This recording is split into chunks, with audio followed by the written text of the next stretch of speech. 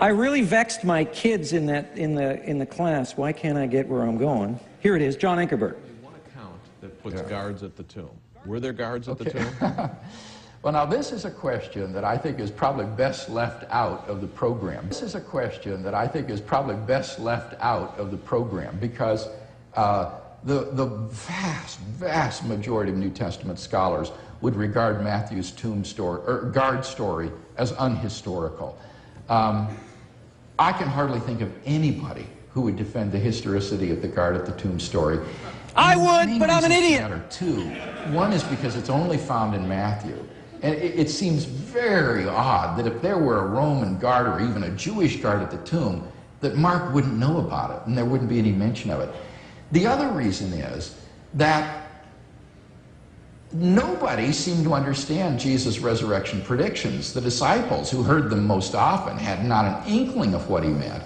And yet somehow the Jewish authorities were supposed to have heard of these predictions and understood them so well that they were able to set a guard around the tomb.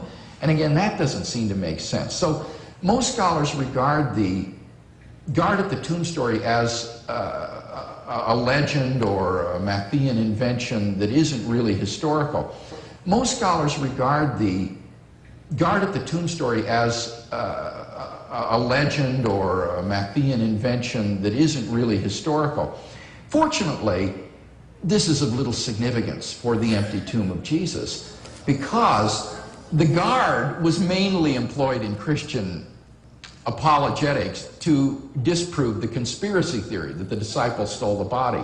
But no modern historian or New Testament scholar would defend a conspiracy theory. I would! Because it's evident when you read the pages of the New Testament that these people sincerely believed in what they said. So the conspiracy theory is dead, even in the absence of a guard at the tomb. The true significance of the guard at the tomb story is that it shows that even the opponents of the earliest Christians did not deny the empty tomb, but rather involved themselves in a hopeless series of absurdities, trying to explain it away by saying that the disciples had stolen the body. And that's the real significance of Matthew's guard at the tomb story.